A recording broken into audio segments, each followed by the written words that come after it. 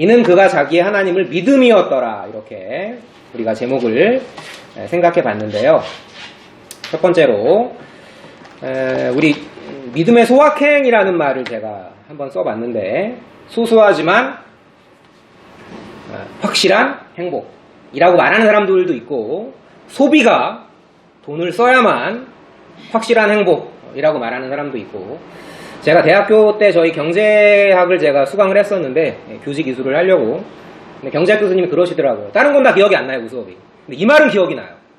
돈이 없이 노는 건 노는 게 아니다. 그 말은 참 명언이라고 생각하는데, 과연 돈이 없어도 행복할까? 여러분들은 어떻게 생각하십니까?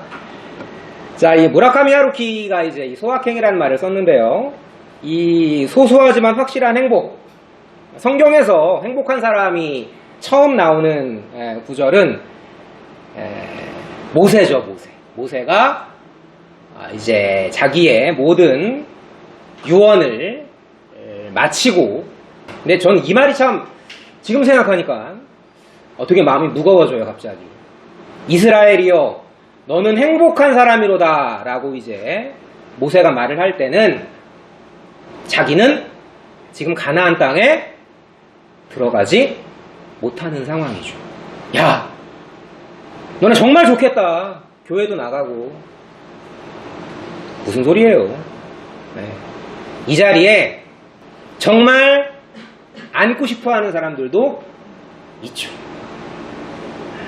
이런 에어컨 나오는 장소에서 누가 예배 드린다고 잡아가지 않는, 에이 선생님 지금 그런 데가 어디 있어? 있어요. 차로 2시간만 가면 있어요. 있습니다. 많이 있어요. 그리스도를 예수를 믿었다고 불태워 죽임을 당하는 사람들, 난도질 당하는 사람들, 여러분 여전히 있어요. 선생님 저는 저보다 훨씬 잘 사는 사람들도 많이 있는 것 같은데요. 예, 그 말도 맞고요. 너무나 믿음 때문에 괴로워하는 사람들도 참 많이 있습니다. 자, 이스라엘이여 너는 행복한 사람이로다. 여호와의 구원을 너같이 얻은 백성이 누구냐? 그는 너를 돕는 방패시요 내 영광의 칼이시리로다. 내 대적이 내게 복종하리니 내가 그들의 높은 곳을 밟으리로다. 이긴다. 너네들은 이제 가나안 땅에 들어가서 언약대로 그 땅을 정복하게 된다라는 말씀은 이제 모세의 광야 40년에 대한 회고이자 요약이었죠. 이름이 없어요, 이 사람은. 그냥 무명의 청교도라는 제목만, 그 사람의 필명만 남아있는데, 시 이름이 환상의 골짜기입니다. 되게 화려한 시 같은데 이런 거예요. 우물이 깊을수록 주님의 별들은 더 밝게 빛이 납니다. 고난에 직면해야만 주님이 주시는 지혜가 밝게 빛나더라. 그 얘기죠. 내 꿈을 알아맞추고 내 꿈을 해석해봐. 내가 네 꿈이 뭔지 어떻게 아는데. 근데 꿈을 못 맞추는 사람들을 다 잡아 죽일 때, 그 상황에서 다니엘에게 하나님이 이 지혜를 주신 거죠. 여러분, 지혜로운 사람은요 절대 서두르지 않습니다. 그럼 반대로 어리석은 사람들은 서두른다는 뜻이겠죠. 왜 그래요? 지혜라는 건, 성경이 말하는 지혜라는 건 요 단어랑 항상 같이 가는 거거든요. 믿음의 지혜. 하나님을 믿기 때문에 여유가 생기고, 여유가 생기기 때문에 서두르지 않는. 칼을 들고 바빌론의 모든 점치는 사람들을 잡아 죽이려고 하는 상황에서 다니엘이 지금 이 말을 했던 거예요. 영원부터 영원까지 하나님의 이름을 찬송할 것은 지혜와 능력이 그에게 있습니다. 알겠어. 느부갓네살 왕이 말하는 대로 내가 그 꿈을 알아맞추고 해몽까지 하겠습니다. 그런데 그 지혜와 능력은 하나님이 주신 겁니다. 이게 다니엘의 고백이었죠. 이렇게 하나님을 믿는다라고 할 때 우리는 지적으로 동의하는 걸 하나님을 믿는 거라고 생각합니다. 아닙니다. 지적인 동의를 기초로 전인격적으로 하나님을 신뢰하는 것. 이걸 성경은 지적 동의를 넘어선 전인격적 신뢰를 보였던 다니엘에게 하나님은 더 큰 총명을 부어주셨어요. 이게 믿음의 지혜입니다. 자, 그래서 누가 봐도 끝이었죠. 홍해 앞에는. 누가 알았습니까? 그 깊은 바다에 길이 있을 줄은. 그리고 나를 죽이려고 따라오던 애굽 병사들의 시체를 바닷가에서 보게 하실 줄은 아무도 몰랐을 거예요. 그 모세의 하나님, 다니엘의 하나님이 나의 하나님이심을 일상 속에서 내가 기억하고 경외하는 지혜. 이게 저는 하나님이 주시는 믿음의 소소하지만 확실한 행복이라고 생각합니다.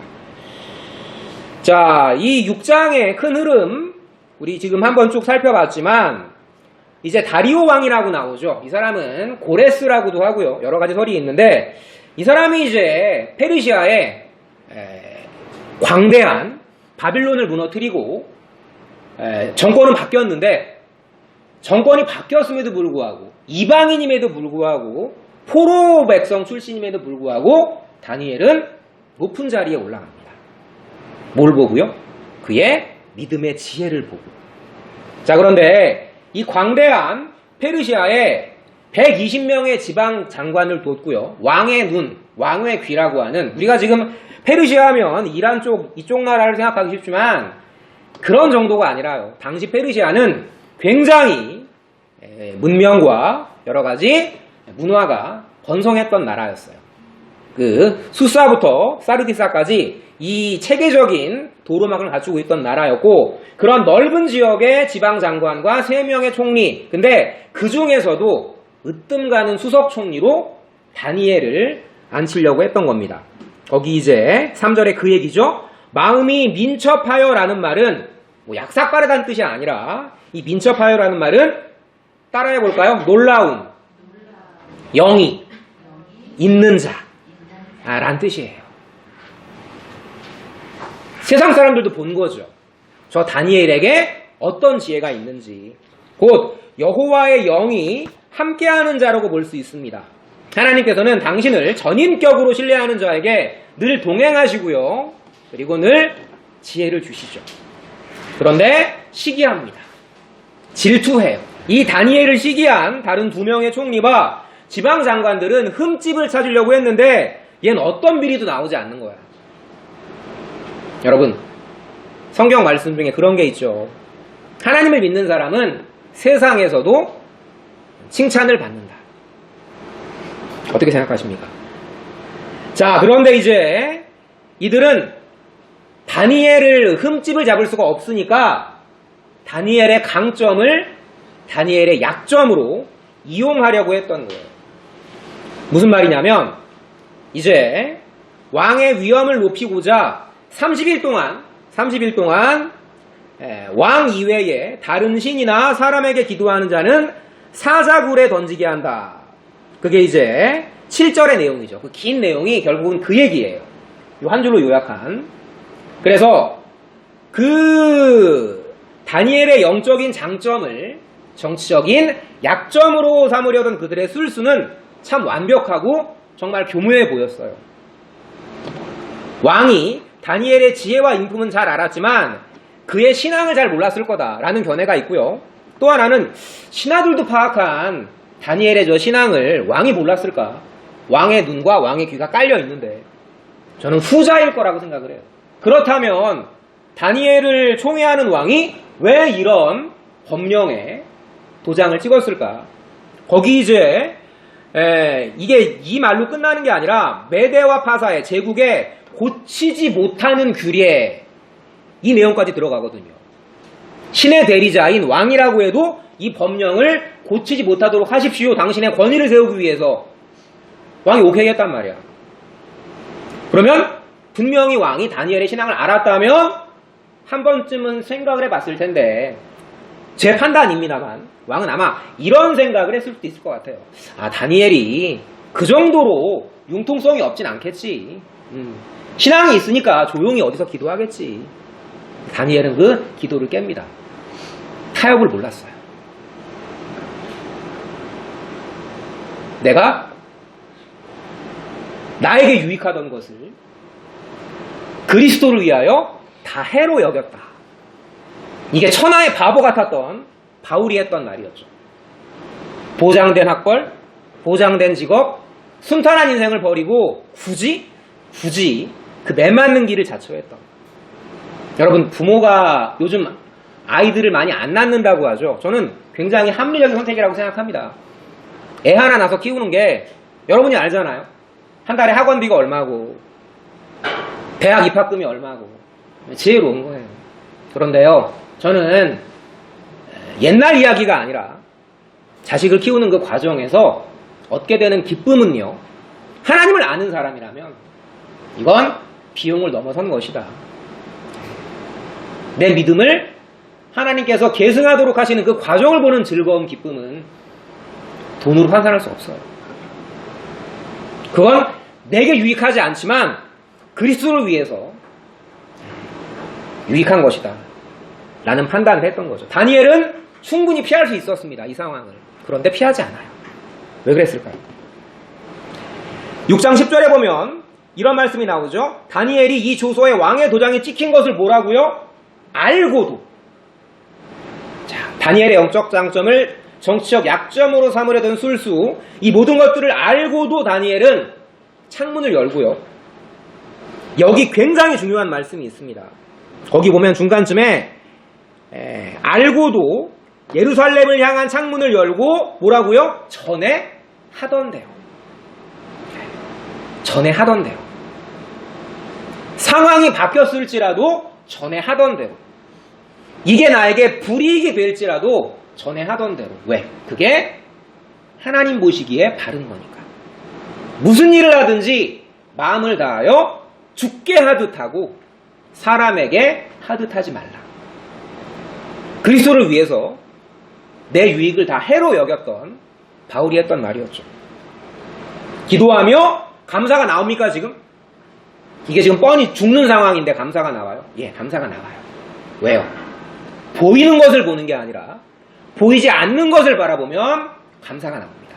우리의 돌아보는 것은 보이는 것이 아니요 보이지 않는 것이니 보이는 것은 잠깐이요 보이지 않는 것은 영원합니다.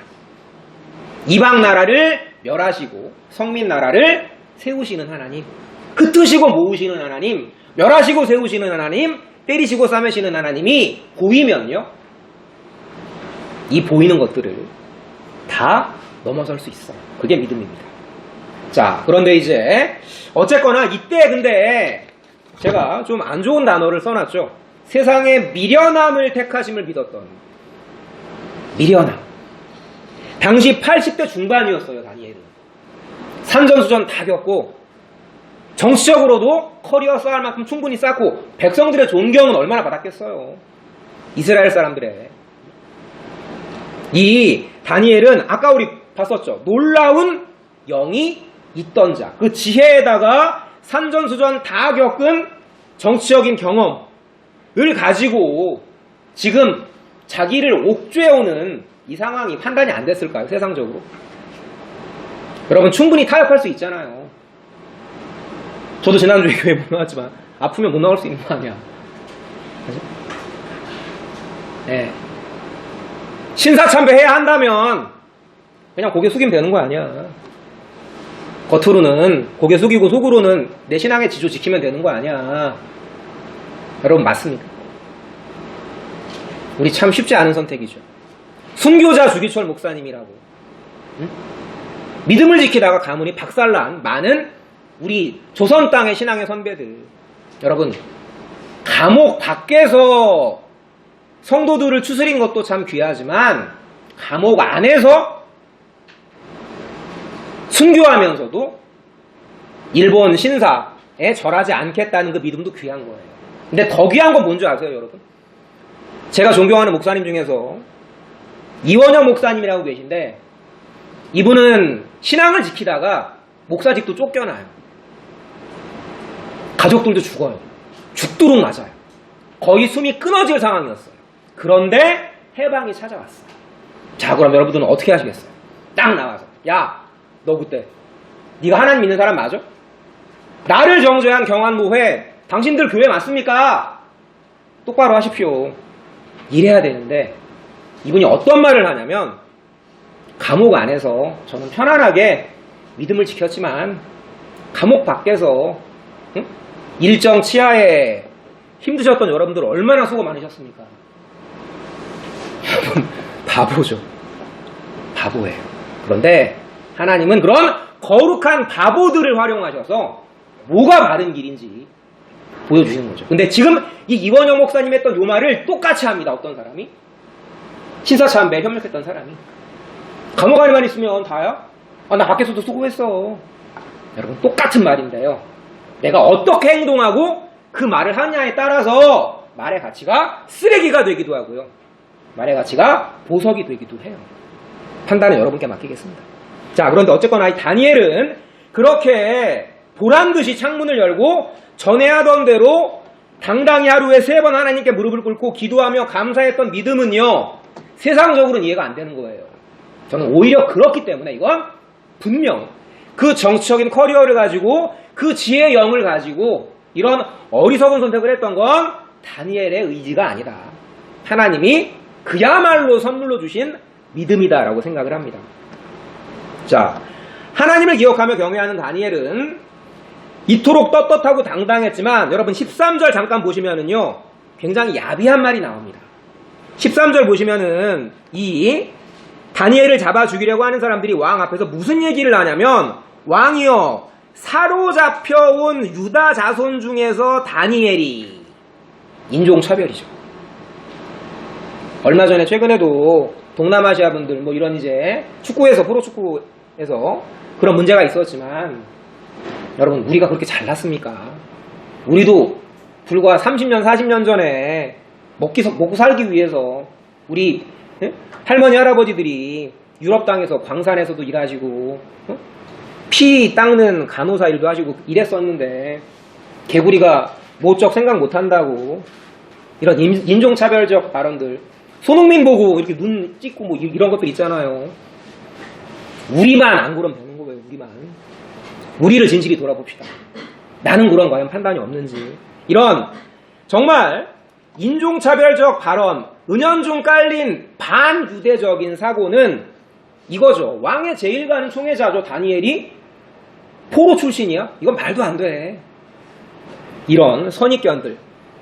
근데 그들의 기대대로 다니엘은 세상적으로 너무나 어리석은 결정을 내렸죠. 보란듯이 전에 하던 대로 기도했던 80대 노부는요 나이 탓을 할 수도 있었어요. 제가 지금 보기 좀 안 좋은데 좀 이해 부탁드립니다. 적당히 핏대 좀 그만 세우고요, 숨죽여서 기도할 수도 있었어요. 그런데 이원영 목사님처럼 이분은 보란듯이 자기 믿음의 지조를 지킵니다. 누가 다니엘을 비난하겠어요? 안 나선다고. 여러분, 신사참배 해도 됩니다. 하나님이 버려요? 안 버리세요. 그런데요, 그 모든 상황을 알고도 순교의 길을 걷는 그 당당함은 역사에서 토인비라는 사람이 그 크리에이티브 마이너리티라고 해서 창조적인 소수가 역사를 움직인다라는 말을 했지만, 저는 그런 믿음의 선진 가운데에서도 창조적인 소수가, 아니 이 믿음의 지혜를 받은 순교자의 믿음이 있기 때문에 교회가 여기까지 왔다고 저는 생각을 합니다. 이런 얘기를 하죠, 바울이. 사실은 제가 이 말씀에서 핏대를 세우려고 했는데 너무 오버를 해버려서, 형제들아, 너희를 부르심을 보라. 세상을 따라 지혜 있는 자들이 많지 않고 능한 자들이 많지 않고 학벌 좋은 사람들이 많지 않도다. 하지만 하나님이 세상에 미련한 것들을 택하사 지혜 있는 자들을 부끄럽게 하려 하시고, 세상에 약한 것들을 택하사 강한 자들을 부끄럽게 하려 하시고, 세상에 천한 것들과 멸시받는 것들과 없는 것들을 택하사 있는 것들을 폐하려 하시라니, 이는 아무 육체라도 하나님 앞에서 자랑하지 못하게 하려 합니다. 옥 밖에 있던 분들도요, 또 옥 안에 있던 분들도, 이때 다니엘처럼 용감히 나섰던 분들도, 하지만 상황 때문에 어쩔 수 없이 나서지 못했던 분들도, 비록 성경에는 이름이 없지만 저는 다 똑같이 하나님 보시기에는 귀한 믿음의 용사라고 생각합니다. 우린 자랑할 게 없는 거예요. 하나하나 정리합시다. 자, 기세를 올린 대적들은 단계적으로 왕을 옥죄어 들어갑니다. 왕의 금령을 확인하고요, 왕의 법을 어긴 다니엘을 왕에 대한 불순종으로 고발하고, 아차 싶은 다리오가 법 집행이 다니엘에만 해당되는 관례를 기대하면서 하루를 넘기려고 막 시간을 끄니까 이제 들이대는 거예요. 메대와 파사에 고치지 못하는 분녀. 당신도 못 고친다. 16절에서 다리오 왕이 다니엘아 네가 항상 섬기는 너의 하나님이 너를 구원하시리라 발언은 참 이제 마음 아프게 호공을 향해 메아리쳐지고 결국 다니엘은 사자굴에 던져집니다. 입구를 막은 돌에는 왕과 귀족들의 도장이 찍혀 인봉되죠. 왕은 금식하고 오락을 그치고 뜬 눈으로 밤을 지새우면서 애태웁니다. 마지막입니다. 다음날 새벽 우리 말씀 보시면 다급하게 왕이 사자굴로 향하면서 우리가 읽었던 구절이죠. 슬피 20절 보면 슬피 소리질러 가로되 라는 말은 무슨 뜻일까요? 희망이 없다고 본 거예요. 말은 그렇게 했는데 희망은 없는 거야. 여러분 우리는 이 역사 스토리의 결말을 이미 알고 있죠. 우린 사실로 믿어요. 그런데요 역사의 주관자 하나님께서 시험 중에도 우리에게 주시는 시련들은 그건 믿는데 우리는 그 믿음이 삶 가운데에서 계속 흔들리죠. 자, 마치 그리스도께서 죽음의 무덤에서 부활하심을 전하는 이른 아침 복음의 기쁨처럼 새벽 어둠을 뚫고요 너무나 반가운 다니엘의 목소리가 들려옵니다.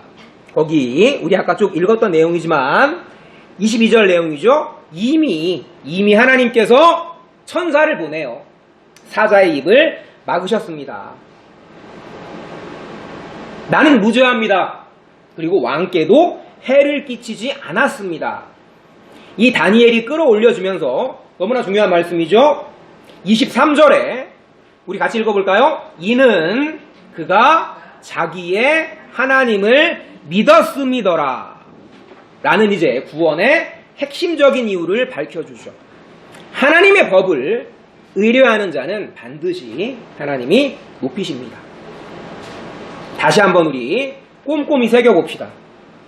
누구보다 뛰어난 지혜와 오랜 정치적 경험을 가진 85세의 다니엘은 자신을 죽이려는 완벽한 올가미를 알고도 오히려 당당히 창문을 열고 무릎 꿇고 기도하며 하나님께 감사했던 믿음의 선진이었습니다. 그 믿음은 다니엘의 것이 아니었죠. 나아가 그 믿음을 선물로 얻은 우리 귀한 한 영혼 반드시 하나님께서 육신의 사자굴 또 마음의 사자굴에서 건지실 것을 믿습니다. 세상 나라를 멸하시고 하나님 나라를 세우실 것을 믿습니다. 아까 제가 처음에 읽었던 시 기억하십니까? 청교도의 어느 무명의 청교도의 환상의 골짜기. 우물이 깊을수록 주님의 별들은 더 밝게 빛납니다. 노래했던 시인은 이렇게 제2말 마지막에 시를 끝맺죠. 나의 골짜기에서 주님의 영광을 발견하게 하소서. 이렇게 믿음의 사람은 반드시 하나님께서 원수 갚으심, 신원함과 승리하게 하심을 얻게 되지요. 또한 우리는 확실한 에덴의 알을 떠나서 불확실한 광야에 잘 모르겠는데요 하나님 이 모든 과정을 거쳐서 제일 마지막에 더욱 확실하게 하는 새하늘과 새 땅을 겪게 되는 거죠. 제가 예전에 한번 농담 반 진담 반으로 이런 V자라고 우리는 확실한 믿음에서 흔들리는 광야를 겪은 다음에 다시 더욱 확실한 믿음으로 올라가게 된다. 이런 V자. 우리는 승리가, 빅토리가 이미 약속된 자들이다. 그런데 여기까지만 하겠습니다. 만일 지금 광야에 잘 모르겠는데요. 모름에 있는 분이 계시면 저는 마지막으로 바울 선생님의 이 당부를 꼭 드리고 싶어요. 너희는 값으로 사신 것이니 사람들의 종이 되지 말라고. 뭐라고요? 너희 한 명 한 명은 그리스도의 피값으로 사신 너네 얼굴에 예수님의 보혈이 발라져 있는 너네 전인격에 그리스도의 피가 발라져 있는 값으로 사신 것이니 사람들의 종이 되지 말라고. 눈치 보지 말라고. 겸손하되 당당하고 당당하되 겸손하라고 하면서 이 얘기를 해요. 형제들아, 너희는 각각 부르심을 받은 그대로. 우리 한번 따라해 볼까요? 각각 부르심을 받은 그대로, 내 모습 그대로 하나님과 함께 거하라. 여러분, 정말 멋있는 거는요, 아버지 하나님 앞에서는 얼마나 크고 화려한지가 멋이 아닙니다.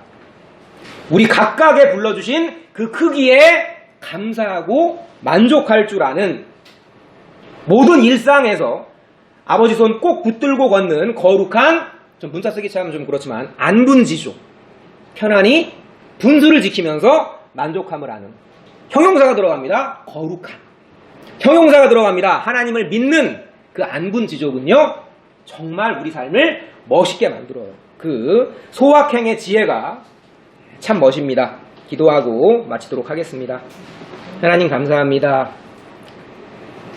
다니엘을 두려움 가운데 떨게 만들었던, 또한 우리를 두려움 가운데 떨게 만들었던 우리 인생의 사자굴들이 있습니다.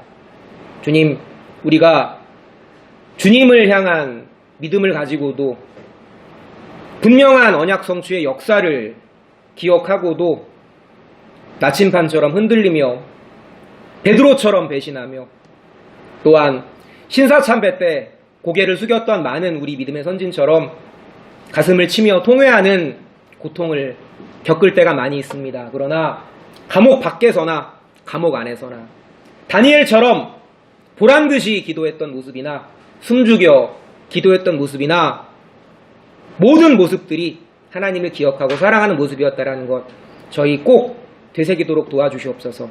주님이 주신 그 거룩한 믿음이 지금 어떤 단계에 있을지라도 내 믿음으로 저 형제를 판단하지 않으며, 또한 나의 믿음으로 나를 합리화하지 않으며 나의 유익을 구하기보다 형제의 유익을 구할 수 있는 우리 친구들 될 수 있도록 도와주시옵소서. 하나님 아버지, 우리 다니엘 믿음의 그 모습처럼, 그러나 하나님 앞에 더욱더 당당해지기를 소원합니다. 우리에게 주신 모든 각자마다의 믿음에 분명한 확신을 가지고 겸손하되 당당하게, 그리고 당당하되 겸손하게 걸어가게 하시기를 간절히 소원하며, 우리 한 주 동안 우리 친구들 여러 가지 삶의 형통과 곤고 가운데 자만하지 않게 하시고 좌절하지 않게 하시고, 이 지혜의 믿음으로, 이 믿음의 지혜로 저희 친구들 마음 꼭 붙들어 주시옵소서. 우리를 사랑하시는 예수님 이름으로 감사하며 기도드렸습니다. 아멘.